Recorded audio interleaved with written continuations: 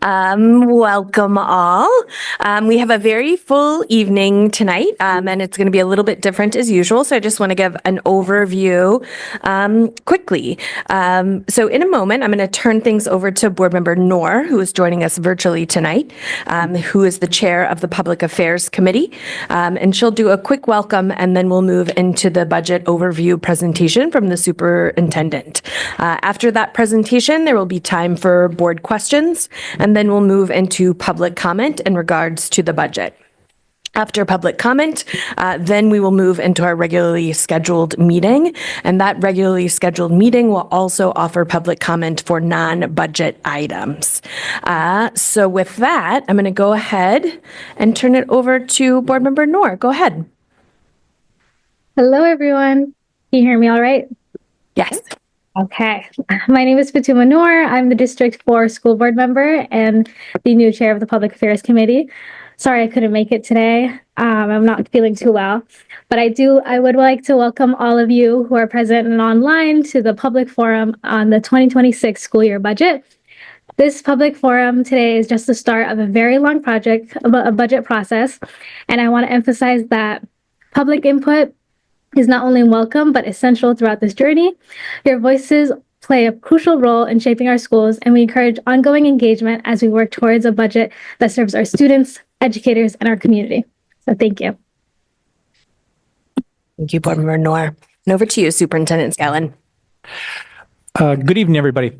I am excited tonight to share an overview of our budget and our process of how the budget is created, as well as the history of it and what you can anticipate a little bit of in this coming year. But before we do that, though, I want to acknowledge that a budget is not created in isolation, and that the work of the finance team is not the work of a single individual, but is actually done by a team that is committed to the work of supporting the operations and all of our students in Portland Public Schools. And we invited them here tonight to introduce the team so that we could recognize them for all of their work.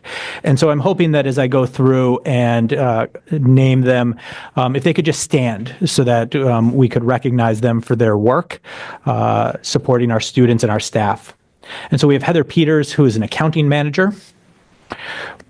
We can clap at the end. Julianne, I appreciate the excitement, but we got a long night. I was told I have 50-something slides. We have Suleiman Harid, who is a staff accountant. Clarice Lima, who's a grant accountant. Gail Cressy, who's our director of grants and academic resources. Lisa Beck, who has stepped in as our payroll manager. Trang Martin, who I didn't think I saw here tonight, but she's one of our payroll specialists. Karen Gonzalez Aguilar, who is another one of our payroll specialists. James Neal, who just joined us as our purchasing manager. And then Christina Kilroy, who is enjoying some much needed vacation. And so if we can we just give them a round of applause for all their work? As somebody who has spent the last month and a half or so having the pleasure of working really closely with the finance team, I just have to say, one, I just am sincerely appreciative of the work that they do, and to acknowledge that as a district, we're unbelievably lucky for the amount of work and dedication that they have, for one, just getting it right, and two, supporting our staff and students. So just thank you. I'm now going to pull up the slides, and we're going to get into our community forum.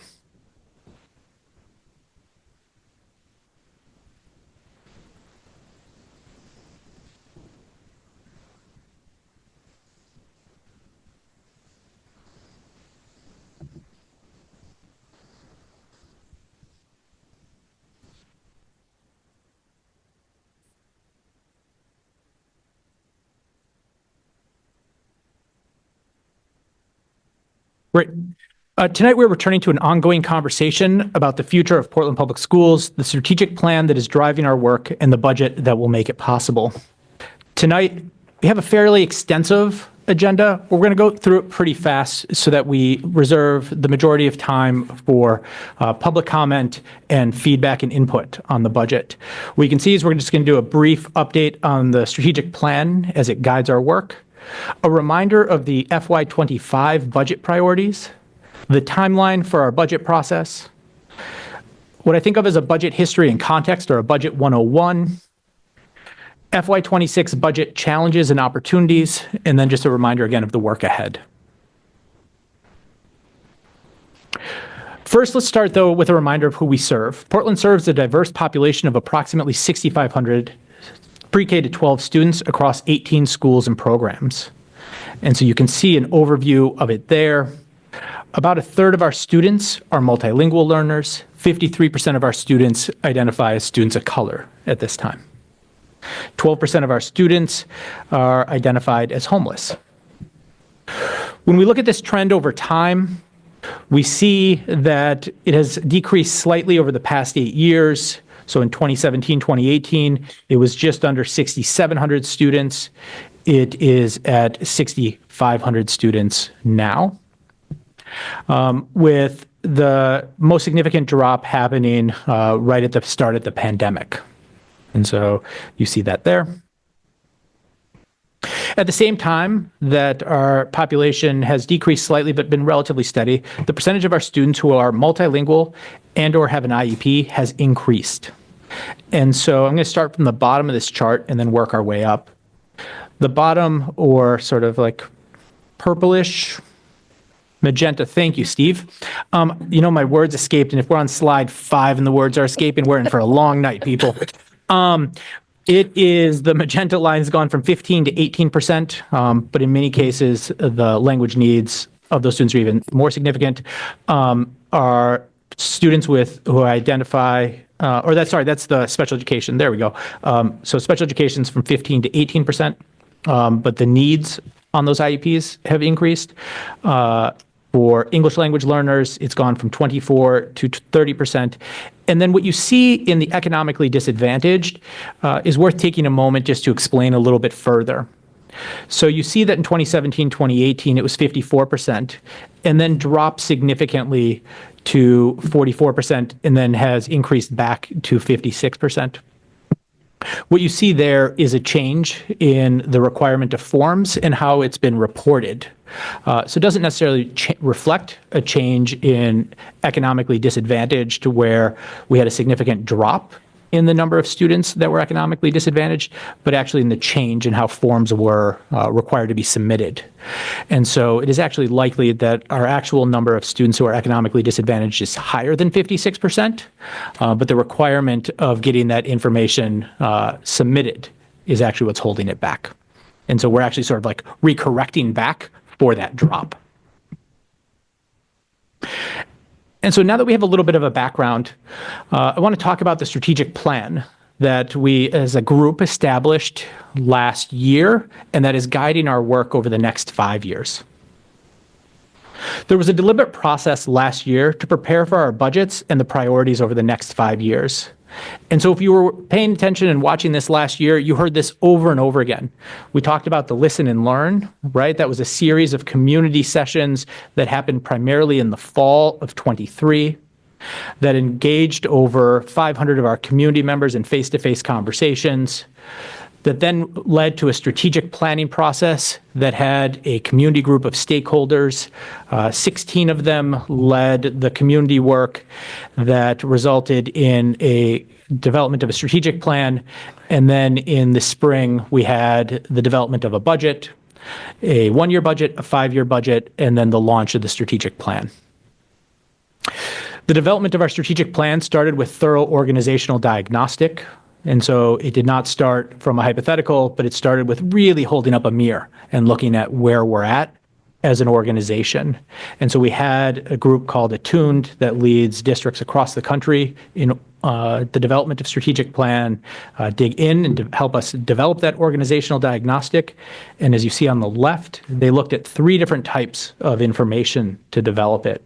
They looked at our performance data, so all kinds of information about student academic performance. They visited classrooms and talked about our instructional quality. And then they looked at all of the information we got from the Listen and Learn series, as well as all of the other surveys that the district does, including from the superintendent hiring process, TNP, and others. From that organizational diagnostic and the work of the strategic plan, we now have what we believe are ambitious yet feasible measures and a 5-year strategic plan to hit those. And so what you see here are the mission measures that we're aiming for. And here's the second page of them. And so they include both academic performance as well as school culture and closing the achievement gaps that exist between subgroups within our schools.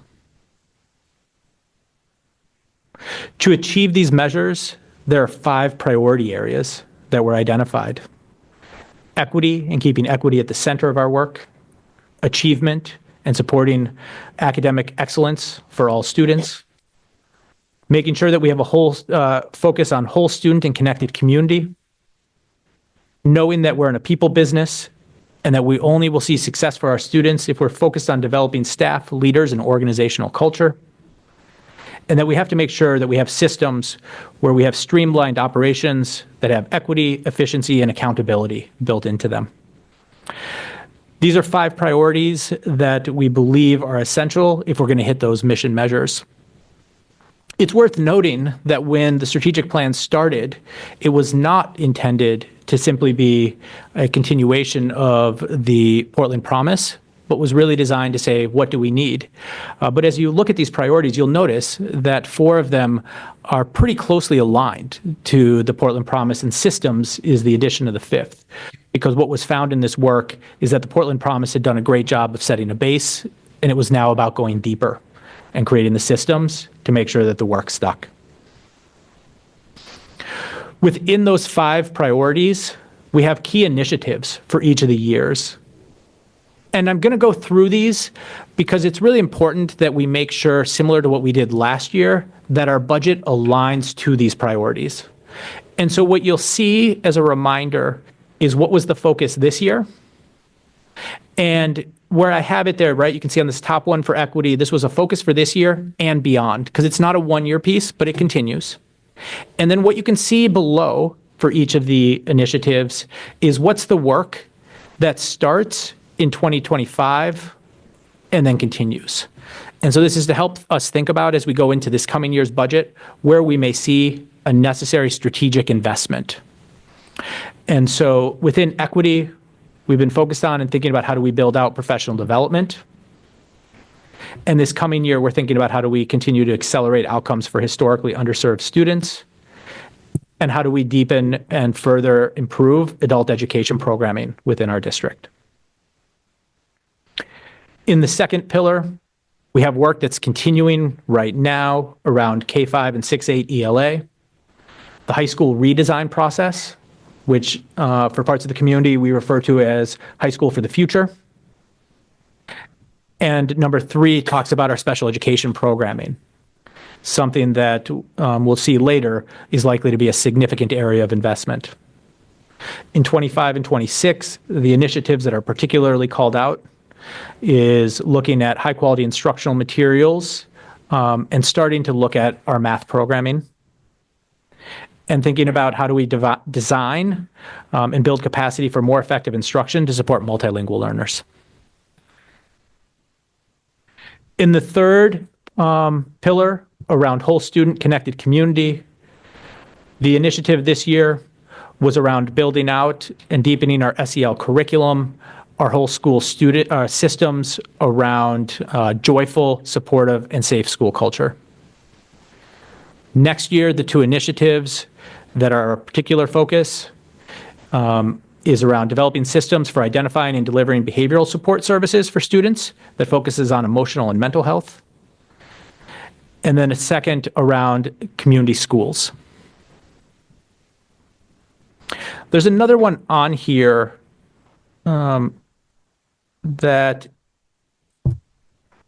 was on here. Yes, it's on here, number 6, that is not right now on the list for next year, but we're going to talk about throughout this budget process likely, which is around ensuring the commitment to universal readiness for kindergarten. And that's because of the state move to have districts take over responsibility for early childhood, as CDS will no longer exist and districts will have responsibility for that as of 2028. And so that is something that we will need to start to build our capacity for.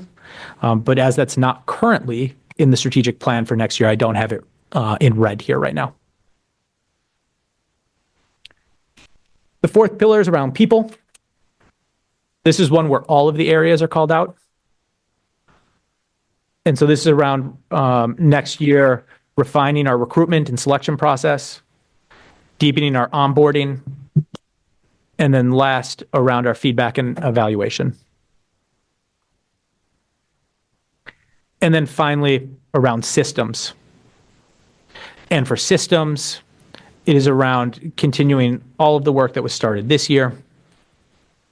And then thinking about how do we continue to build our central office accountability and responsiveness to schools, looking at our transportation plan. And then last is deepening two-way communication. So not just sharing communication with staff, or excuse me, with families, but also how do we get more input and conversation with families.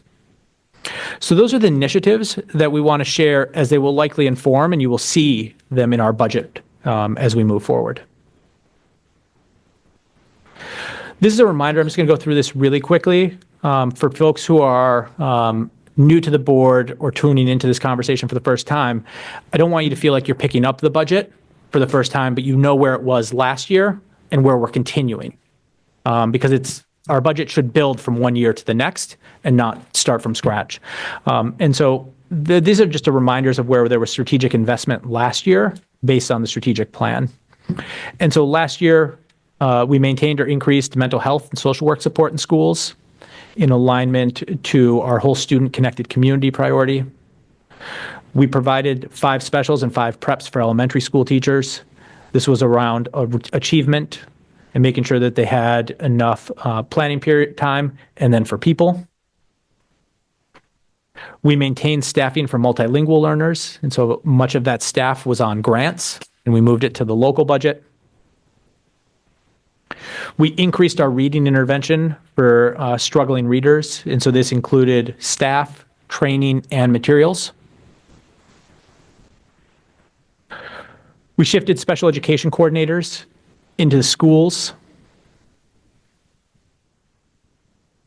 We added proactive school climate staff, and so all of our schools now have culture coordinators. In a difficult budget year, we were able to maintain extracurriculars and sports, and so we didn't see any reduction there. And we also had to make really difficult financial decisions. And one of the things that we'll be talking about and looking at throughout this budget process is how those aged and whether or not we need to make any adjustments there. And so examples of some of the financial decisions that many members on this board and the community wrestled with that were really hard, and they weren't without pain and weren't without challenges, is we did see a reduction in the overall number of teachers and support staff at the middle and high schools. We saw reductions in the size of several operations departments at the central office. And we used zero-based budgeting process for the first time. And this was helpful in the fact that it allowed us to make sure that we were prioritizing and not just rolling a budget forward from the previous year. But it also meant that we had to budget from the beginning exactly how we were going to spend. And so it can limit flexibility for unexpected costs. And so we see that. And so just wanted to sort of share where we'd been in the last year.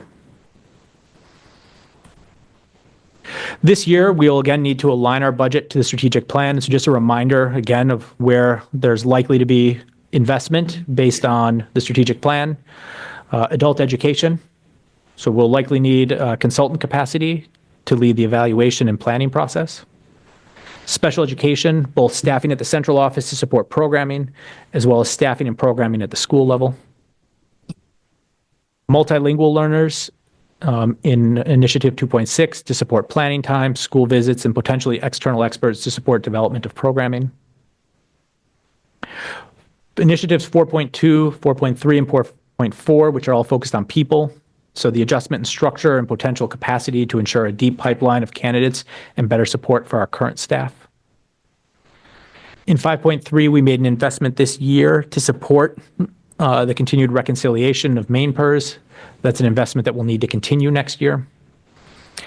And then here again, 3.3 and 3.6, there's a question about whether we make an adjustment and potentially push community schools to a future year and move up a little bit of investment around 3.6, which is the pre-kindergarten or the CDS and early childhood, just to build capacity so that we're ready when the district takes that on. So that's a potential shift.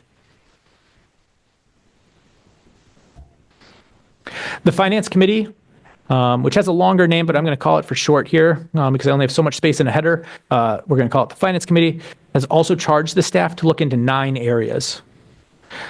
In January, we talked about crossing guards, middle school, career and technical education, and ESOL credentials for staff. In February, we'll be looking at expanding Make It Happen, the idea of a volunteer corps, summer school, and the changes that happened in fiscal year 24 to 25, and what impact they had on schools, both negative and positive, and whether we need to make any adjustments. And in March, we'll be looking at visual and performing arts and general ed tech positions. There was a reduction in general ed tech positions with a focus on special education focused ed tech positions, and so we'll be looking at that.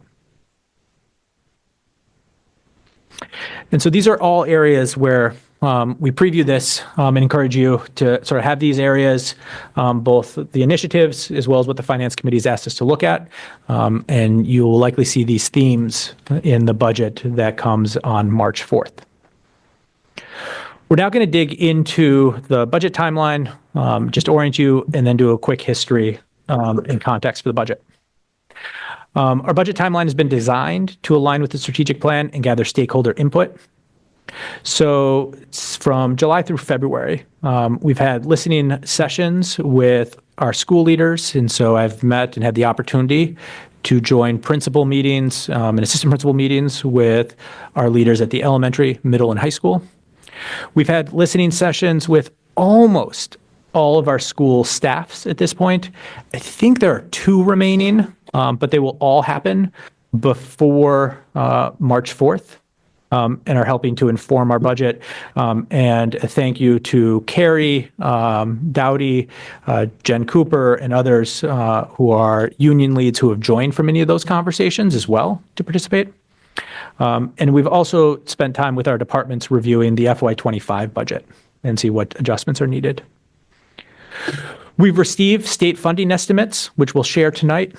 And our school and departments have all submitted budget requests and adjustments for both their personnel and non-personnel. And so we're at this point in a spot where we are reviewing those to get to a final budget. We have the public forum tonight. We are working to get to a final budget so that we have that ready for you on March 4th. And then we'll be in the decision-making process with Finance Committee and board meetings. And then in final approval and production in that April to June window.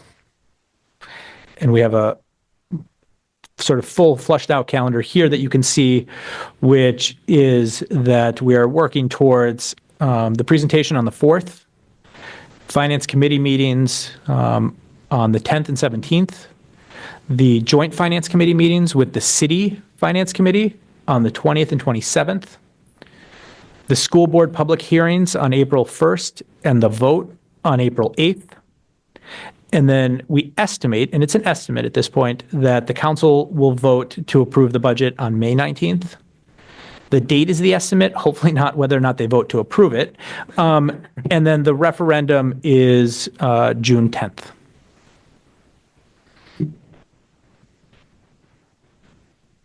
So budgets can be complex. And there's a lot of pieces that go into it. And so we found and got a lot of feedback that it was helpful to just do a reminder of how all the pieces that go into it. So we're going to take a couple of minutes to do that real quick.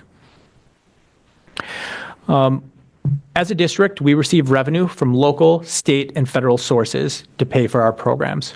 Our total budget for this year is right around $161 million. You can see that breakdown in the charts here. $119 million in property tax, 26 from the state, 10, little 10 and a half from the federal government. Local should have a little arrow to it for that sliver. And and then fund balance is 4.68. That is including fund balance for food service as well as adult ed and our general. And then you can see a breakdown as our budget from a programming end is broken down to think about between pre-K to 12, adult education, and food service, as adult education and food service work is sort of like semi-autonomous in their budget. They do sit under the district fully and are part of the approved budget, but the way to think about it is separate. Salary and benefits are the majority of our operating expenses. And so you can see here of that breakdown of $161 million, 78% is salary and benefits, 5.4 is supplies, 8.1 is debt service, and 8.5 is contracted services. Over the next several slides, we're going to provide an overview of the local budget and really focus on the local budget. And so here, we're going to go from considering everything, right, which was the 161, to just focusing on what's the local budget, because the local budget excludes funds such as title funds, which are what was listed on the previous slide as federal funds. And so what you can see here is from fiscal year 2019 to fiscal year 2025, the budget has gone from $110.5 million to $154 in this current fiscal year. You can see the change each year, with this past year it increasing on the local side by 7.1%. If you think back to last year, for those of you who are in this conversation, there was this challenge of the fact that our overall budget actually went down, but our local went up because of the loss of COVID funds. That is not the same challenge we face this year. But that is why our local shows a particular jump that year. Now, most of our local funds are done through property taxes. And so the city, county, and school tax rates combine for the overall property tax rate that residents feel. And so the FY25 tax levy distribution is shown here. And so the easiest way to think of it is that if you're a property owner in Portland, you pay one property tax, but it's distributed to three parts: the city, the county, and the school district. And you can see the respective rates there. $6.37 for every $1,000 of value goes to the city, 56 cents goes to the county, and $7.88 goes to the school district. And you can see the amount that is raised there of $99,500,000 for the city to $119,400,000 for the school district. It's worth noting that when it comes to local revenue, we as a district do not have other revenue streams at our disposal. We cannot raise fees. We cannot charge for purple garbage bags or parking fees. I mean, those garbage bags, that was new to me as a relatively new Portlander. And we don't have that ability. We are dependent on property tax and property tax only for that. The city, on the other hand, has that ability. And so one of the things that they were able to do last year to help with the overall is that they did increase some of their fees. So they maintained a lower overall tax rate, which was to help balance the overall tax rate that residents felt. Let's now look at what that meant for us in terms of the local budget and tax levy. And so on this slide in particular, I want to zoom in on the 2025 line. And so what you see there is the $119,400,000 tax levy. That was the total levy that we brought in, or will have this year, from property taxes. That's a school tax rate of $7.88 and a 5.8% increase. If the board thinks back to last year, when they originally approved the budget, they may have in their mind that they did a $7.96 mill rate and an increase of 6.6%. That was actually what was sort of like the back of the napkin. But what you're actually doing as a board is you're voting on the tax levy. And then when property valuations come in, that's what finalizes what the tax percent will be. And so property valuations were higher than the estimate we used.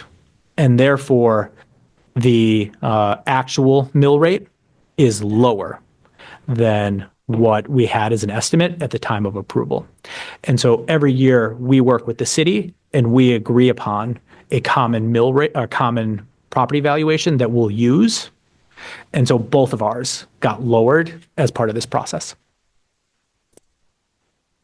So let's talk a little bit about property tax rate.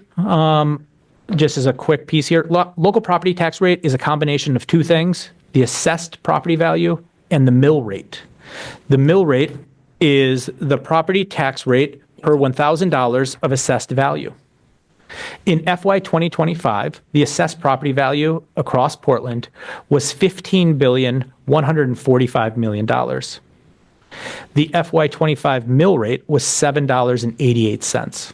And so what you can see there is the quick math and how you get to our total tax levy. If you're doing it at home and you want to check my math, it will not quite work out. And so there is a rounding that happens. So it's not exactly 7.88, it's 7.883 something. And so I say that in case Steve wants to check my math. This year, the city estimates that the valuation will rise to $15,320 million. Without a tax increase, and just using our current mill rate, that would result in an increased levy of $1,380,000. For every 1% increase in tax rate that the board approves, you can estimate that will result in $1.2 million of increased levy. And if you go back a couple of slides and you do a comparison of what percent of the overall property tax is the school district is approximately 52.5% of the overall tax rate, property tax rate for Portland residents. That is a share that has increased over the last several years. What you can see here is a chart that will be helpful to reference as we move forward in this process. What this shows you is the impact that an increase in the local property tax rate will have on what I have put in as the median home value. And we can all have a comment on what we think the median home value is. Last year we used, I think, 375. This year I used 500 for our fictional house. And what you see here is the fictional house of $500,000, assuming last year's valuation. So we could change it. It's a little bit hard to do an apples to apples comparison when you're changing three different numbers at the same time. And what happens if you increase by 1%, 2%, 3%? And so the way to read this chart is if the board were to increase the school portion of the property tax, the mill rate would go up by approximately 8 cents. The tax levy would increase by just under $1.2 million. And the impact to our median homeowner, somebody whose house is valued or assessed at $500,000, would be $39.42. So that's how to read this chart.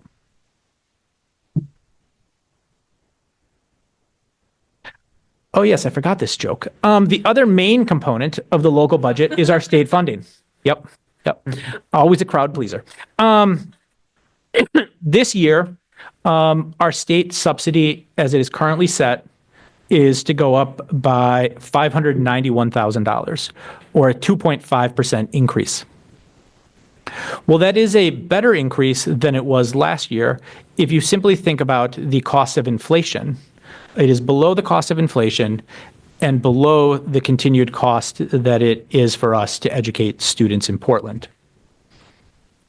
Here's a quick overview of state funding basics, and I think it's really important to go through this as there are several bills that are before the state legislature this year that could change this or adjust this. Likely not to have an impact in this year's budget, but worth knowing in case you are interested in advocating. The state's EPS, or Essential Programs and Services formula, consists of two main parts. So that's how we get our state funding formula. First is they look at how they estimate our total operating cost is. How much would it cost us, in their mind, to educate the students of Portland? And so there are key drivers that go towards that: enrollment and demographics of the students, admin and personnel costs. Those are the big pieces there. And so that's one side, is how much do they estimate that it will cost us to educate the students. The other side of this equation is how much do they estimate that Portland can afford to pay. And so that piece is determined by our property valuation. And what we see in Portland is our property valuation continues to rise pretty significantly. And so while our cost of educating goes up, our property valuation rises at even a faster rate. And so our percent that the state funds us at goes down every year. And so while our overall number goes up, right, we're $500,000 more, the actual percent of our total operating costs in the eyes of the state is even lower this year. And so that's how you get to the state subsidy. And so let me just see if it's here. So if you look at this chart, the state subsidy went up 2.5%. The state has a commitment to fund 55% of the cost of education. The state estimate, when they look at their contribution towards us this year, is 18.21% of the total cost. So when they look at our operating cost and then what they provide us, they're providing us for 18.21%, significantly below the 55%, as the 55% is their commitment for the state as a whole. And it is because in their eyes, the local contribution has risen so much. And that percentage that the state contributes has dropped each year for the last several years. Not significantly. This year it was 18.21. The year before it was like 18.4. So it's not significant, but every penny or every spot on that decimal matters. And so I'm going to quickly go over at a high level just some of the budget challenges and then an opportunity that we have and a big unknown. So every year, this can just be listed in here, is that we have increasing personnel costs. Costs are always going to increase, likely higher than the rate of inflation. Our current collective bargaining agreements increase at an average of just about 5%. The Portland Educator Association contract, that's our teachers, is currently under negotiation and may impact that average percentage. We also need to factor in that we can't just continue to budget for a cost of living adjustment or a COLA for our non-represented staff. We needed to do a salary study this past year just to start to look at where our folks were and to make some adjustments. But if we continue to budget at a 1.5% or something like that for our non-represented, we'll again see that gap widen. And so we need to factor in something more than that.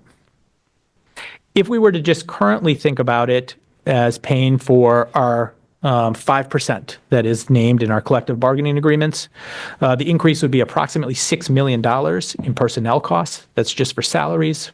That represents an approximate 39-cent increase in the mill rate, or right around 5%. The second is for one more year, we see an increase in their debt costs. The district has bonds for past borrowing. They broadly fall into three buckets: IT and transportation, facilities, and pension obligations. And so from last year to this year, our debt service increased by $560,000. From this year to next year, it increases by $450,000. And then 1 year out, so when we're sitting here next year, we'll get to talk about a little bit of relief. And so we can factor that in and plan for that a little bit. But we need to be careful not to spend our savings or we'll be in the same spot. And so 1 year out, we have $2.7 million decrease in our pension as our pension bond is completed. And so that's a relatively minor relative to the other, but that small increase is a 3-cent increase.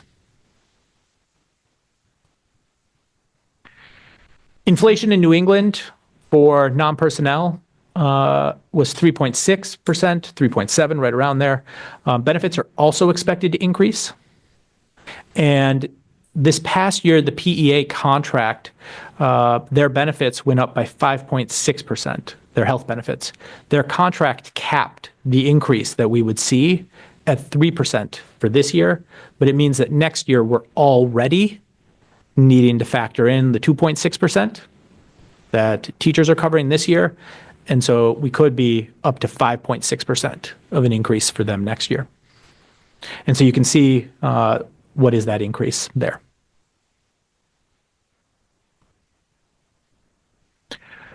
If you've had conversations with staff and with community about the strategic plan or areas where we really need to focus, you will hear that a big priority is around special education programming and looking at our continuum of services. This year, the school district contracted with the district management group to conduct a special education review and really determine where we have opportunities to improve our programming. We don't have the final report yet, but we will before our budget on March 4th. And so I anticipate that we will see targeted investments aligned to that, and probably over the next couple of years that we'll have to phase that in. We also need to continue to build our capacity to recover Maine care funding.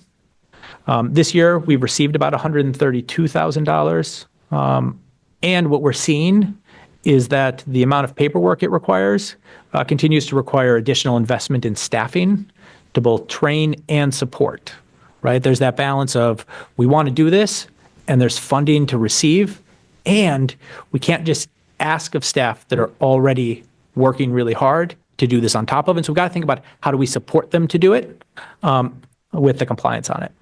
Additional 132, or is that 130 total? I'll do it in a second. Here's the good news. The district has a fund balance. And so I'm going to walk you through the fund balance. These are estimated numbers because we don't yet have our audited financials. We always seem to get our audited financials in the middle of the budget process. And so that'll be again this year. And so these are estimated. When we did the budget this past year, we anticipated a fund balance of $10,900,000 in our general fund. This year, we were budgeted, or this past year, we were budgeted to spend $3.6 million. We estimate that we'll spend and save just under $3 million of that. So we'll spend $2.9 million less than we had anticipated, resulting in a remaining fund balance of $13.8 million. This year, we're budgeted to use $3.58 million. And so going into this budget, and we'll see exactly where we're at with the audited, we will still have a healthy fund balance and one that we can really think about where we can make strategic investments and one-time investments, but not be in a spot where we're using it for ongoing operating costs. The unknown that we have here is really around federal funding and making sure that we are being responsive to the potential changes that exist at the funding level. At this point, there's been a number of announcements, and they change on the day. And so at this point, we are monitoring as a district in partnership with the Maine Department of Education about changes. There are no changes yet on which we need to factor in our budget, but we are closely monitoring them. And they could impact a full range of areas, including title funding, IDEA, funding that we receive for food services, as well as other grants. It's possible that it could also impact state funding and the shift to grant blocks in other areas. There's also spots where other policies that are not directly funding may impact the district's financials. Those include areas such as school choice and vouchers. At this time, my recommendation is that we continue to move forward with our budget process while paying attention to these to be responsive. And that we know that we have a healthy fund balance to soften any potential negative adjustments in the year while we can plan for anything, so that we don't need to do hypotheticals for every piece, but that we can be both conservative and responsive in the moment. Just a reminder again, this is the start of the conversation, right? So tonight's when we go and do the overview and preview what's to come. And on March 4th, we will have the overall budget presentation. We will then have the board vote on April 8th after a number of conversations and hearings, council on the 19th, and then the public referendum on the 10th. And so with that, Chair, that concludes my comments. Thank you so much for that presentation. I think just want to commend you on how you break down this really complex procedure into ways that people can understand and come into it. So thank you for that. And so with that, I would love to open this up now to questions from the board, and then we will move into public comment. So any questions folks have? Yeah, Vice Chair Bondo, go ahead. Thank you, Superintendent, for the presentation. I just have a few clarifications here on your mission, on the mission measure, when we try to keep the equity. I see some potential investment to accelerate outcomes for underserved students and also develop the capacity for school to provide more effective instructions. But when I look at on your mission measures, we still don't have any result from the DOE on the English language growth and also on our advanced course for high school. So I wonder if we have some strategy behind where we have to make those investments. So on the English language arts, or the access testing for multilingual, it's actually just that the data team needs a little bit of time to do the calculation. So they've been working with the Maine DOE to be able to internally calculate, because we want to make that a growth measure. And so the Maine DOE will report out an absolute. And so the agreement of the committee was to make it into a growth measure. And so our data team's been working with the Maine DOE to understand how to do that so that we can do it internally. The other two measures that are at the bottom of that say to be determined are the percent of students completing advanced coursework in high school and the percent of students meeting benchmark on grade 2 MClass. So the percentage of students meeting benchmark on grade 2 MClass, that's a new assessment this year. And so we're using this year as a baseline on it. For the percent of students completing advanced coursework in high school, that is a piece where right now we don't have a way to pull that information from IC. And so the agreement at the beginning was that this would be the year where the data team would determine how to do that, so that moving forward, courses that result in advanced placement, courses that result in certification or a credential would get a flag so that we could count it in the future. And so it is about getting the data so that we have a solid number and a baseline to then know what it'll be. So you think we may have before March 4th to make sure to... We won't have it by March 4th. No, but at least from our team for data collection here. So we can, because we just need to, we try to invest, but I'm just wonder where are we going to invest if we don't have any data to have like a solid foundation under that. Are we going to continue what we've been doing and we don't see the outcomes or impact so we can move forward or adjust it? I mean, right now, as an example, one of the biggest investments we have going on is just around a new data system so that we can easily collect and report these things. Because before Power School coming on, we don't have the way to easily report some of these items to you. And so that's actually one of the investments that the board made this year. And so we won't have it by March 4th. All right, so we can see. So my last question is on the grants process. Are we going this time to have more detail on the expenditure, what we have done on the grant? In terms of the breakdown of each of the grants? Yes. I don't know, but I can follow up to see exactly what level of detail we can get you. Okay, thank you. Thank you, Chair. Thank you, Vice Chair Bondo. Other questions? Board Member Bryden, go ahead. Thank you, Chair. Thank you, Superintendent. I have a couple of questions about the Maine Care reimbursement, the part of that, and if you want to take an opportunity to address any confusion about that dollar amount, you can fold that in. So my two questions are so we're about halfway through the academic year. I'm curious about whether the reimbursement funding received, you expect that to be sort of consistent throughout the year, or whether it's something that's, front-loaded or more likely to be increasing as the year goes on and processes sort of, we get the efficiency of getting in some reps with the paperwork and being able to speed that up. My other question relative to Maine Care reimbursements is whether there's a possibility that there would be any federal policy that might jeopardize or change what we're able to get through those processes. Thanks. Yeah. I don't know. I was looking to see if Dr. Warren was sitting up here, if she wants to chime in as well, if she's closer to the work around Maine Care. So the board last year in the budget process asked that we budget for an estimated $300,000 in Maine Care revenue. The 132 is year to date as of the end of December. So it doesn't include January yet, but as of the end of December. So halfway through the year.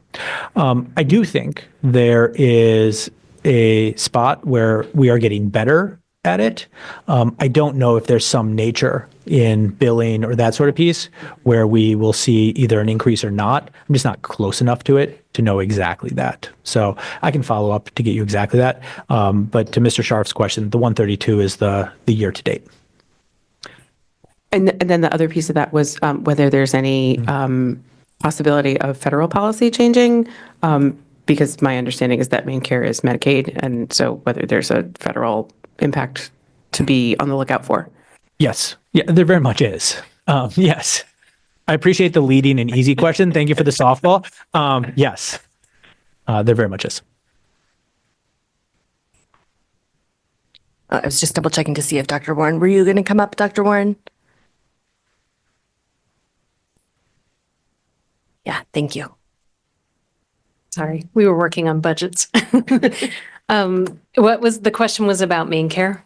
The question was, if I can paraphrase just briefly, is do we expect there to be any sort of process improvements or timing issues that may result in the $132,000 being more at the end of the year?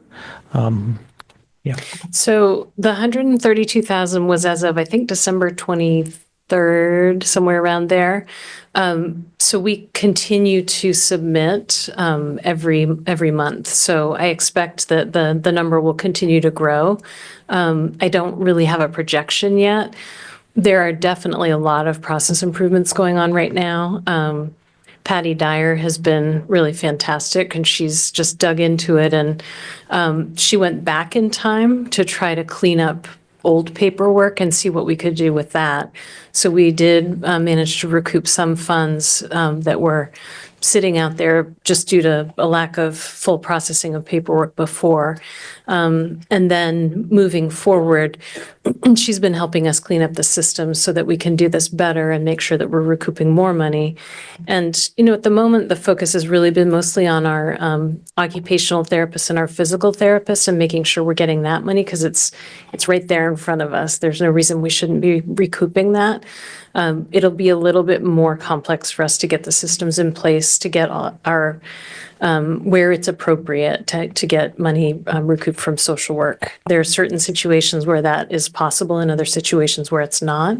And that will require some work to get that up and off the ground.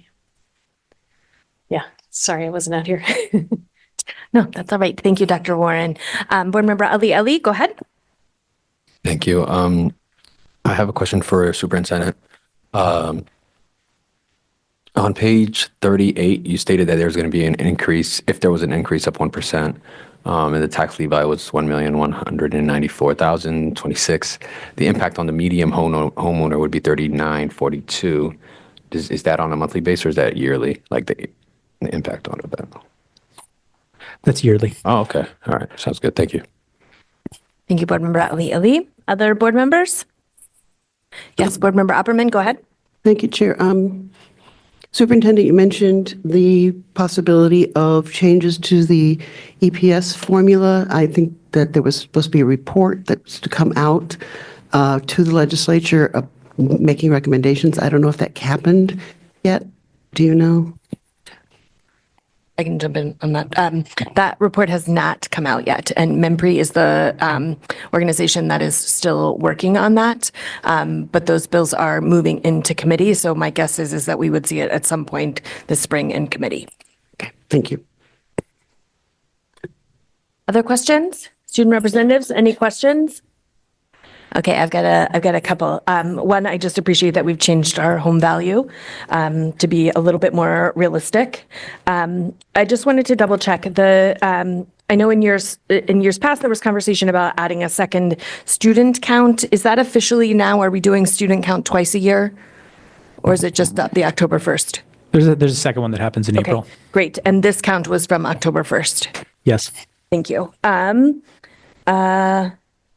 Let's see, I can't read my writing on that last thought, but I just wanted to take the opportunity every time we talk about the budget to just highlight the tax relief programs that are in existence at the city level. There is conversation right now happening at the city level about increasing the funding for some of those programs. There's a program called P-STEP, which is for our aging members of our community that is actually underutilized. So just like to tell people about that. If you search tax relief on the city's website, you can find information about all of those programs. Okay, I'm going to do one last call before we open it up to public comment. Okay, so let's go ahead and do that. As we move into public comment, there's just a couple of guidelines. Actually, there's more than a couple, but I'm going to read them all. Members of the public may speak on the budget, not related to anything else like operations of the schools, personnel matters, or complaints is concerning specific employees or students. Those shall be addressed through established policies and procedures. If an item is on the agenda later tonight, please use that public comment time associated with that item. Comments are limited to a maximum of 3 minutes or 6 minutes for individuals using an interpreter. Individuals may not relinquish a portion of their allotted time to another speaker. The board may not respond to comments, and please refrain from responding in the audience. So if you have a question tonight, you can reach out to us separately to have more of a discussion or dialogue. But board members will be listening tonight to hear kind of the things that are most important to folks. Speakers must refrain from engaging in disruptive conduct, including but not limited to using vulgar and/or obscene language, threatening others using words or by other actions, using pejorative or discriminatory language with reference to a person or a group on the basis of their religion, ethnicity, nationality, race, color, descent, gender, or other identity factor, making defamatory comments, exceeding the allotted time limits, talking over or interrupting others, offering repetitive comments, and offering comment on matters unrelated to the school district's programs, policies, or operations. I'll stop any public comment that is contrary to these rules. Please begin by introducing yourself with your name and address. I'll keep the time and will raise a yellow folder indicating that you have 30 seconds remaining and raise a red folder signifying the end of your time. If you get to the end of your allotted time and you'd like to request more time, you may do so. I know that we already have a couple of hands up on Zoom, and we'll go back and forth from here in person to those on Zoom. So if you'd like to give public comment here in the room, please come on forward to the podium. Awesome. Stephen Scharf of Brackett Street in Portland. This has always been in the past a forum where there's a back and forth discussion. So I'm not really happy that you're turned this into a public hearing and not a forum. And I wish the superintendent was up front so I could address some things to him. He'll be right back. So one of the things he talked about was the CDS being brought into the school system and in 2028. And my question there really is the state going to fund that? And what's the universe of population that we expect out of that that transfer to the schools? My next thing is about state funding. I've talked a lot about state funding with this board in the past. Some of you know my position on it. It's up to you to help convince the state legislature to create a fair funding formula, one that funds students across the state of Maine at the same level and doesn't penalize students at Portland, as the superintendent pointed out. The reference to 18% is actually 18% of about $103 million that they say it actually that the state says it costs to run the schools, not the $160 million that you actually spend on schools. So it's a different factor that he didn't outline, but he's nodding his head, agreeing with me on that. In terms of, I guess, Dr. Oppenheimer asked about the factors that are going into that funding formula. Is there anything that's specifically that's going up or down this year in the funding formula that we know about for Portland, specific? And like the CTE, is that going up or down, or things like that? The other elephant in the room is the fact that we have a boundaries committee looking at the boundaries of our elementary and middle schools. That committee has been provided information that every time it's provided information about our enrollments, there's never a total at the bottom, and never a total of the percentage of the utilization of the schools. And if you were to actually total all those up and look at the utilization, you would see that we actually could eliminate an elementary school and still be within the bounds of reason for providing services to our students. It also shows that we clearly could eliminate a middle school and easily still be within the bounds of reason for operating our middle school operation. We are well under capacity in providing our middle school services in the buildings. And that is something that this board needs to look at in the next couple of months, even while the Boundaries Committee is moving on. So I would like more time at the end if there is a possibility for that. Thank you. Thank you. Coming up, and then after you, we'll go to Zoom. Good evening. My name is Audrey Cabral. I live in Saco. I am the music coordinator for the department in Portland Public Schools. I've also am in year 36 of teaching music in the schools in Portland. So I'm going to ask a question that you can take a second and reflect. If you have ever played an instrument or learned to sing or learned to play the guitar or the piano because of what schools you were in. Music has influenced all of us throughout our lives, even if you don't know it when you turn on the radio. It's music that somebody learned how to play or how to produce. So I'm here to ask, I'm going to ask for 2 music teachers to be added to the budget. Would be wonderful. I'm going to give you a couple of reasons why. One is music. Portland is a hub of music in Maine. You have the Portland Symphony, you have the Conservatory, you have MAM, you have outlets. You can walk a block or 2 in downtown Portland, and there is music everywhere. And the fact that we have one music teacher at Daring High School, 1 music teacher at Portland High School. We have 3 art teachers at Portland High School and 3 art teachers at Daring. We have an art teacher at Casco Bay. We offer no music at Casco Bay High School. There is not 1 music teacher. If they want to go to Paths, they get music. But for Casco Bay, there is no offerings of music. The music teachers at Daring right now are teaching band, chorus, piano, ukulele, guitar, digital music, jazz band. And that's what they're offering. One person is offering all of that. Dr. Scallon talked about SEL. We talk about SEL all the time in our schools. Music is SEL. Music is math. Music is English. Music is the whole student. Music is things that touch you for the rest of your life.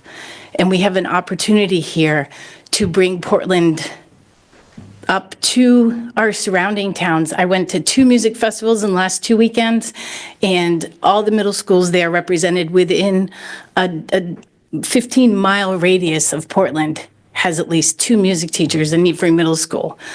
There's 4 music teachers that travel right now for band and orchestra between the 3 middle schools and the 9 elementary schools. I couldn't even tell you how much time we spend in our car going between schools. I took a course called Teaching the Middle School Band out of Vandercook College last spring. And it was probably one of the most depressing classes I ever taken, because I was listening to teachers from all over the United States, and they're like, oh, we have a band teacher who teaches just 7th grade at my middle school, or we have a string teacher that teaches just 6th grade and 8th grade, and we have a general music teacher. And I was like, I teach at 6 schools. I traveled to 6 schools. Would you like more time now? No, I think I'm good. Sorry, I didn't see the red card. No, that's okay. Please, I feel inspired, because this is actually one of the first years in probably 30 years that I haven't said, please don't cut music. So now I'm saying, please really think about adding a music teacher to your budget. It really is SEL in the largest terms. Thank you. Thank you. We're going to go online now to Christian Milnil. Hello, can you hear me? Yep. Hi, thanks for taking my comments. I live in Portland. I am the parent of 2 girls who go to East End School, and I'm a homeowner. But I just want to urge everyone in the school board not to worry too much about Portland's homeowners, because the vast majority of Portland's homeowners are actually pretty wealthy and well-to-do. Worrying too much about the so-called typical homeowner, I don't think is really reflective of the community as a whole. It's definitely not. To own a home in Portland, Maine at this point is really a pretty elite thing to do. Like, most people can't afford it. We got very lucky and we were able to buy at a low point in the market about a decade ago. But it's really, the property tax is a tax on wealthy corporations at this point, and investors, real estate investors who can definitely afford to pay more. The latest valuation, property tax valuation that was done during the pandemic, single family homes represented about 30% of the city's total taxable value. And the rest of the city's taxable value was for things like hotels and office buildings and strip malls, commercial properties that are mostly owned by large investors who can afford to pay more. And furthermore, also got a huge corporate tax cut a few years ago from the federal government. So when you're thinking about raising the mill rate, remember that, yeah, part of it is being borne by homeowners, but 70% of it is being borne by commercial property owners. And we should absolutely be expecting those folks to pay more to educate our kids. And as you know, the school system isn't just educating our kids, it's providing these extremely vital social services to families and struggling households, the people who really, really do need it. So please err on the side of spending more to help those people and worry less about impacts on homeowners who are doing quite well. Thank you very much. And thank you so much for all your service. Thank you, Christian. Let's go ahead. We'll do one in person. Hi, my name is Peter Dugas. I'm at 243 State Street. I'm a longtime Portland resident, nearly lifelong Portland resident, and partial product of Portland Public Schools. I just wanted to say first thank you to all your public service as you're trying to deal with competing interests in tough times. I understand the difficult situation you're in. And even though it may sound like I'm a plant, I am not. Just wanted to echo what Ms. Hutchins and Ms. Cabral had been saying about music. In these times, I think it's important to realize that that has been a dwindling asset for Portland school kids for a long time. When I was a lad, we had competing big bands at Portland and Deering High School. And orchestras in both schools. I know that Miss Eberall for years was hoisting that for over 2 decades, doing the job, yeoman's work in 2 different schools and traveling around to others throughout the middle schools.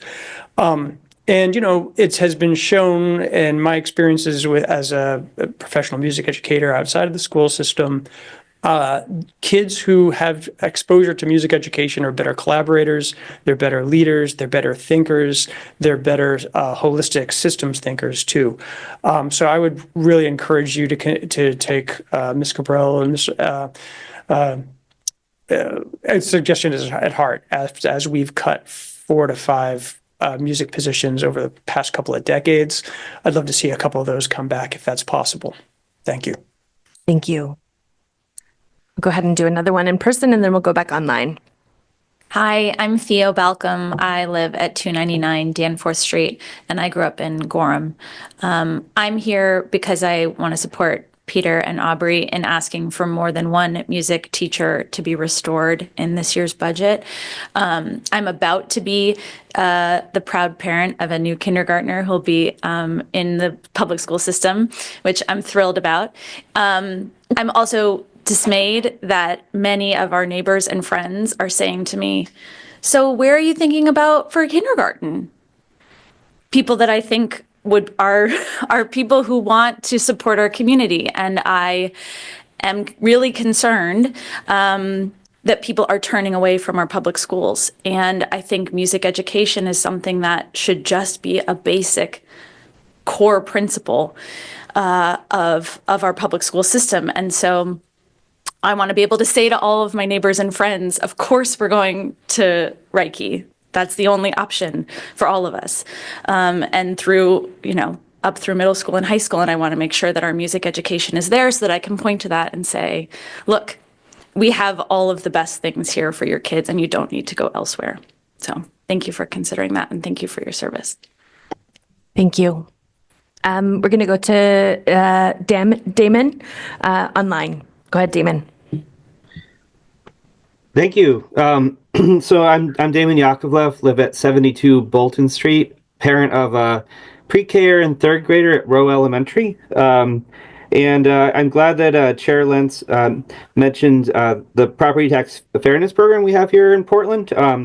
That's a subject that's near and dear to me because I do believe that since we're so dependent on property taxes, we should be making every effort to ensure that those who can't afford to pay more are the ones who do, and we're not pricing out working people. But we can't balance our budget on the backs of hardworking teachers and our students.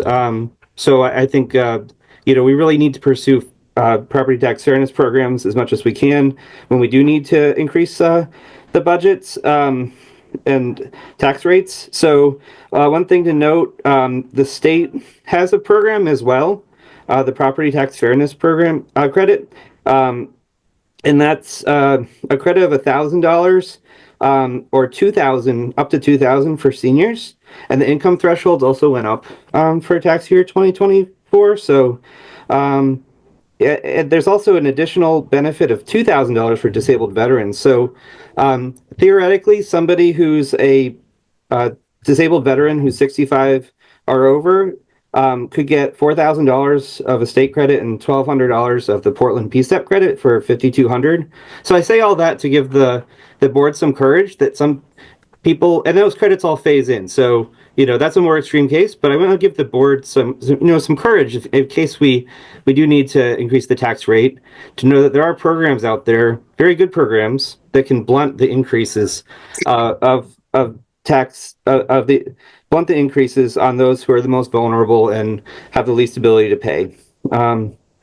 I also, so one ask I have too is to that the board and other people who are interested in this encourage the council to look at expanding the P-STEP program, which is currently only for people 62 and over, to people of all ages, help working people and families in Portland, to also take advantage of that credit. The income limit is 97,500 for 2024.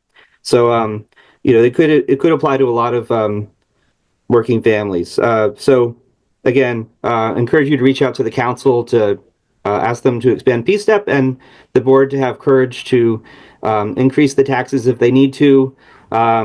Instead of cutting services, we should look to those who can afford to pay for needed services. 30 seconds.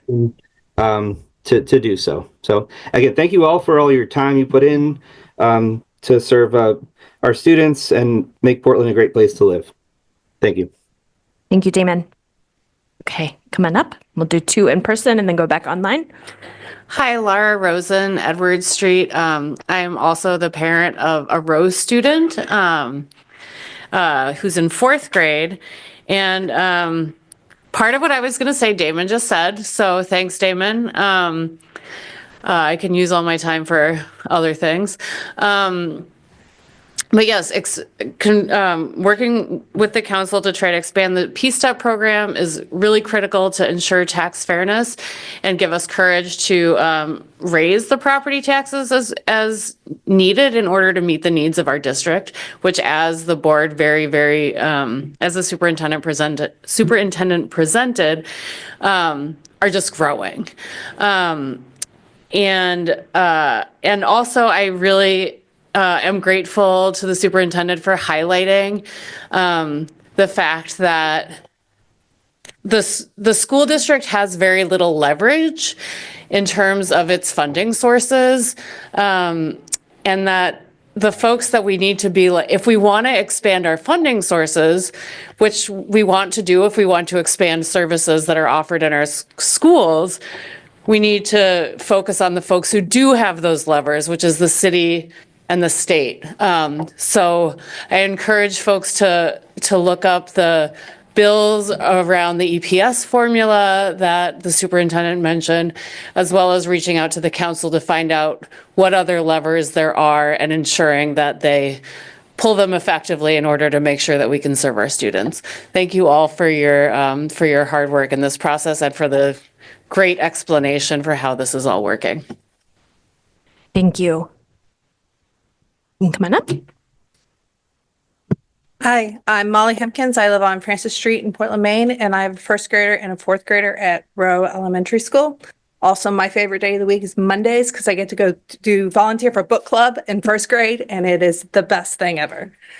And again, thank you so much for all the thoughtfulness you're putting into this process. I know it's really hard, and I know it's really complicated. I'm here to advocate for hopefully how you help spend your money. I'm here to advocate for the support for resources for our teachers and to continue to improve equity and access for all schools when it comes to communication, opportunities, learning, and outside activities. Our teachers need more support and resources in the classroom to be able to teach, challenge, and inspire students. The diverse classroom environment is one of the big reasons our family loves Portland Public Schools. It provides an incredible educational experience that expands beyond the traditional learning. A few weeks ago, a non-English speaking student joined my son's 1st grade classroom. He couldn't wait to meet her. Every day he comes home excited to tell us how they have figured out how to do a project together or play together. This makes my heart warm and fuzzy.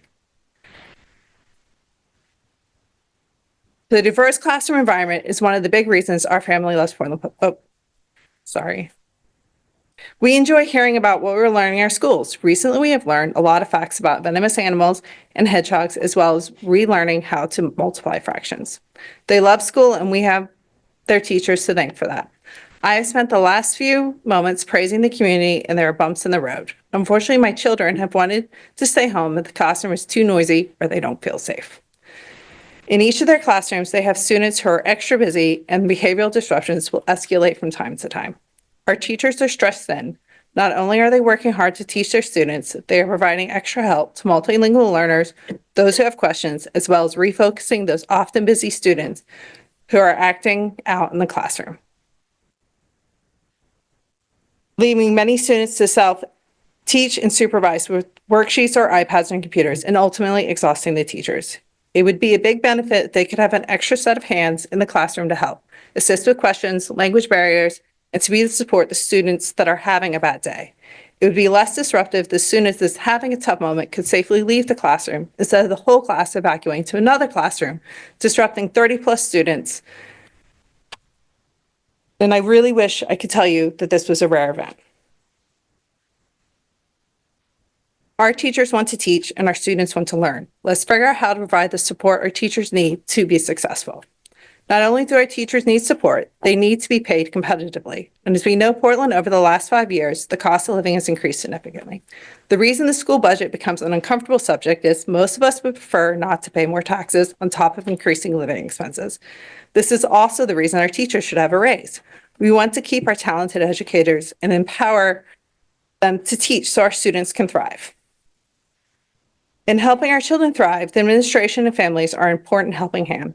I have discovered and learned that the level of communication, resource, and access to field trips, extracurriculars, and learning tools, screen time varies by school.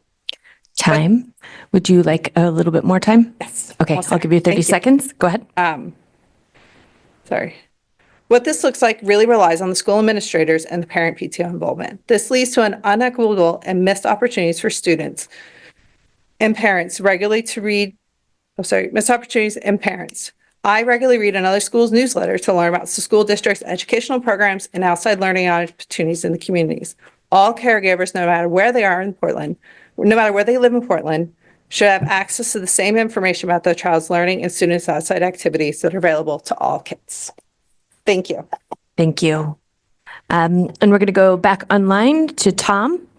Tom, go ahead.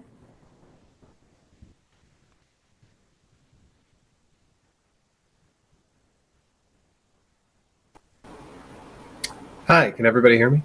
Yep, we gotcha. This is Tom Law, parent of two. I love the schools. You guys do a great job. As school board has been crushing it. I think it's a hard environment, and just want to thank you right up front. One comment on the process is that I would love to see the slides when they're available and have a way to review them. I couldn't find them or any information on the emails that went around. So in the future, it'd be great if those could go out at some point. I will follow up via email. Thank you for the presentation. It was great. Superintendent Scanlon. On priorities for the school year, my child at Talbot has seen a number of, I would say, increasing issues with the facilities, including and budget, including access to things like soap and basic hygiene cited by teachers, not having enough supplies just for like basic stuff, as well as recently now issues with just like clean drinking water and other kind of like what I would consider like really, really basic needs for just a location that children are inhabiting. That's it. It's really simple. I ask as the budget get considered, please prioritize the like tier 1, the most basic health needs, clean water, clean air, access to soap and hygiene. That's it. Thank you for my time. Thank you, Tom. Okay, we'll go ahead and do one in person and then we'll move back online. Hi, my name is Jane Sawtell. I live at 339 Ludlow Street. I just retired from 30 years of teaching music here in the Portland Public Schools. And I'm really heartened to hear the number of people who are supporting the arts and specifically music this evening. Audrey is right. I mean, I can't tell you the number of times I have come to meetings and, brought student performers and given what I hoped were inspiring talks about how important it was for our kids. I can tell you that the last few years I was at Portland High School, especially with our newcomers, especially Angolan students, my classroom was full of students wanting to sing and play instruments.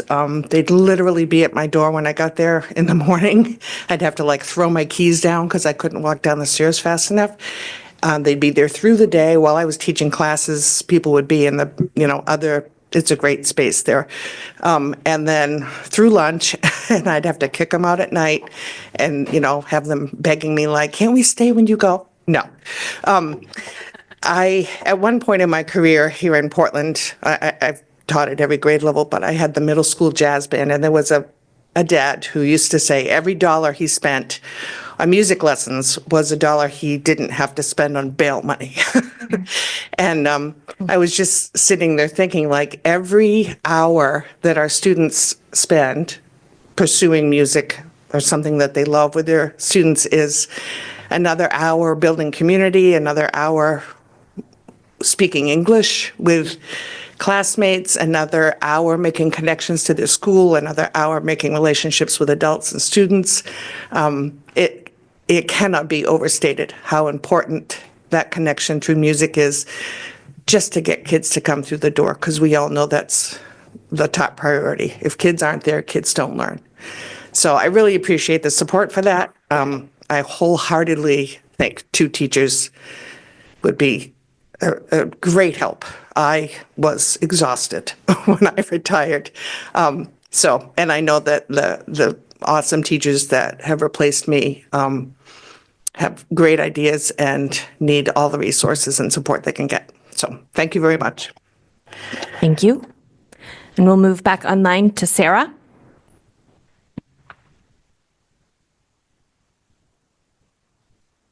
Go ahead, Sarah. Yes, hi. My name is Sarah Fitzgerald. I'm a mother of two children that go to the Portland Public Schools. I live on Milton Street. Just wanted to say thank you for the work you do. It is vital and important for all of us. I'm not an expert on budgets. I really don't understand budgets that much, but I do know that my children in the school system do live this through. And one of the biggest things we see is infrastructure. Our schools need improvement. There's definitely a need for better, buildings, areas for them to, be around. I also share the sentiment about music and art. It's important for our children to have those classes, those teachers. I also believe fresh food, improve cafeteria infrastructure, and access to fresh food. It's quite vital for them as well. And also the behavioral support. I understand that piece it's big, but we need to address it, and we need to put the funding and the money on that as well. Behavioral support, emotional support for our children, for the parents. I agree that it's not easy. It's easy to say it, but it's much more difficult when you have to put the numbers down. And I appreciate the work you do. I appreciate everything that it's been done, despite what is going on currently. But I do hope that you take this into account. Infrastructure, music, art, more teachers, improve cafeteria and food for our children, and behavioral support for the teachers and parents at home. Thank you again, and have a great night. Thank you, Sarah. Rachel Lawson, go ahead.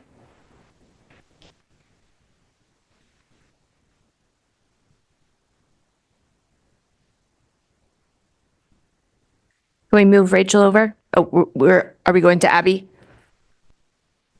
Okay, Abby, Hi. Yeah, Abby, let's start with you, and then we'll go to Rachel. Sorry, we got ahead of ourselves. Go ahead, Abby. And you can hear me? Yes. Okay, awesome. My name is Abby Hutchins. I live at 1202 Washington Avenue in Portland.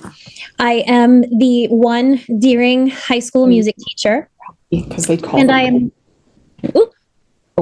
Am I still connected? Yeah, you're good with just a little background noise. Okay. And I'm also a parent of a junior at Portland High School. I am thrilled at all of the support we are receiving tonight to support music and the fine arts in Portland Public Schools. I grew up in Portland. I am a product of the system in Portland. And, but sadly, when I was in school, we always had 2 music teachers at the high school level. And even at that, those teachers were working their butts off. And now we're down to 1. So I just want to express that, you know, we can and we want to have a robust and thriving music and fine arts program here in Portland, even more so than it is now. And it can only bring positive things to the entire district if that's happening. And one thing to remember that I would like to express is that a thriving program includes all performance ensembles during the school day, not at recess, not at lunch, but during the school day so that all students can access it no matter what.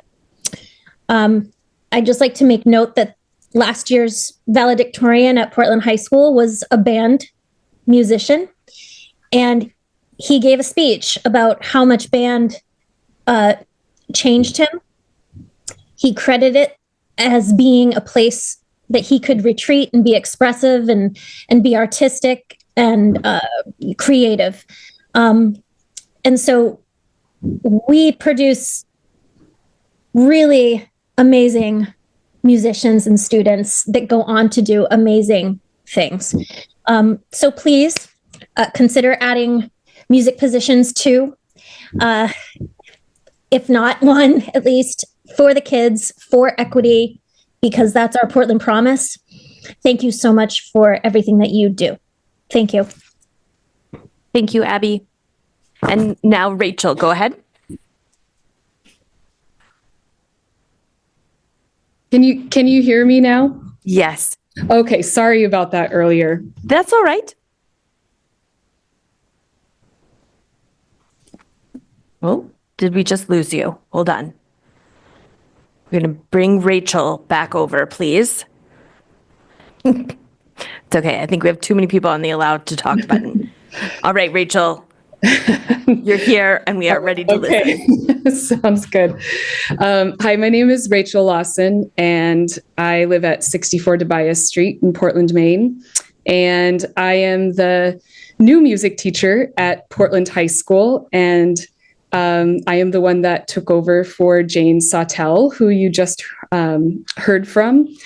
And I just want to echo the support that we've heard from a few speakers tonight in supporting the hiring of especially 1 new music teacher, if not 2. I think we heard from Audrey just how spread thin our music teachers are in this district and how much is being asked of them. You know, it's not a lot of times that we really take a step back and put ourselves in the shoes of our colleagues or what their day is like. And if you can imagine, kind of like Audrey said, running around from 2 middle schools to 4 elementary schools, all within the span of a week. That sounds a little crazy when you say that out loud, but that's exactly what, you know, a lot of our music teachers are having to do. And then also just echoing what Jane said, having 1 music teacher at each high school. Coming from a program that I grew up in where we had a student body of like 500 students, and probably close to 200 students were involved in our music program. It was, or more. It was pretty shocking to me when I came to Portland with a district this size and with a student body of 1,000 students. And I only had under 100 students involved total between the chorus and band program.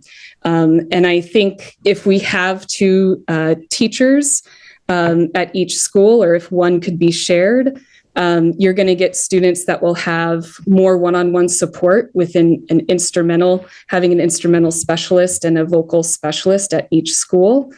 We could really grow these programs. And there's so much benefit just for the students with having a teacher that could be shared between those two schools. 30 seconds. Okay.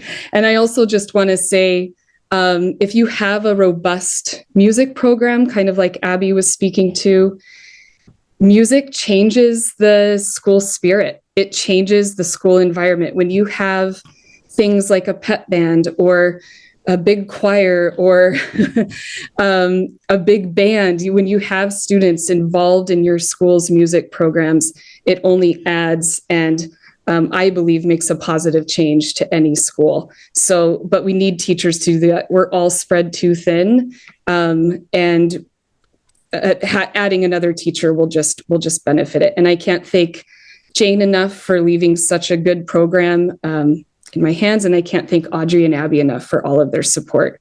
As this is my first year here, they've been wonderful. So, thank you to all of the music teachers in the district. And thank you for hearing us on this. We really think it would benefit the school district as a whole. So thank you so much. Thank you, Rachel. Okay, now in person, come on up. Thank you. Thank you to the board and the superintendent for the presentation. My name is Brittany Peets, and I am a parent of 2 Rowe students, one in pre-K and one in first grade, and we've been thrilled with their time there. One concern that we have been hearing from some of the staff is that they just need more ed techs. They need more support in their classrooms. And I also wanted to just note that I really appreciate that equity is one of the first things you all mention when you list your priorities. And I understand that the federal situation may make funding and support for some of those programs more difficult. So just thinking about where some of that federal funding is and how we can locally make sure that those programs continue fully. Thanks. Thank you. Is there anyone else in the room or online that would like to speak? Stephen, if you would like more time, you're welcome to.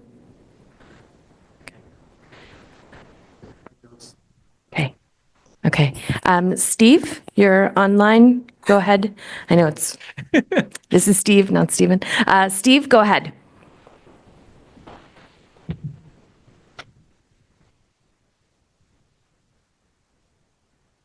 Can you hear me? I'm not sure if it's... Yep, we can hear you now. Great. Thank you for your patience. I just want to say thanks to everyone and the work you're doing.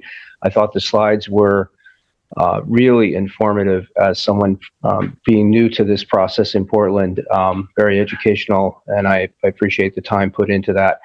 And Steve, could you just give your full name and address? Sorry, Steve Couts. That's okay. Yep, Forest Avenue, Portland. Great. And my son is a 7th grader at Lyman Moore Middle. And in addition, I just want to say that he is having a wonderful experience. At Lyman, the teacher, he comes home engaged. That is a reflection on teachers who love what they're doing. And I've had the chance to visit and speak with many of them. And that, of course, reflects on the board and your work as well. And I encourage any energies that can be put into teacher support, as you've heard tonight, to be the focus of the budget. And have to mention that contrary to what was heard before, you cannot hear the only comment to say that homeowners in Portland are doing fine and can afford tax increases. It is, I would say that most people I know cannot. It is very hard to live in Portland. And even if you're renting, the landlord is paying the tax and it's being passed on. So having said that, I think we need to consider what homeowners can afford to get the education that we need and the services and the facilities. But the message cannot be out there that Portland homeowners can afford more taxes without looking at it carefully. Thank you again for the time you're putting into this. It is incredibly difficult work. Thank you. Thank you, Steve. Okay, is there anyone else in the room that would like to give public comment, or anyone else online? Okay, I see no one in the room and no one online, so I'm going to go ahead and close public comment. And just as a reminder, there's no actual proposed budget right now. That will not come out until March 4th. So if you hear in the community that we are proposing a 15% increase or something like that, it's not true. So please wait until March 4th to hear the full proposed budget. And over the course of the next couple of weeks, we'll be working to create that budget. Still feel free to reach out by email to give input, and there will be additional times to give input as well.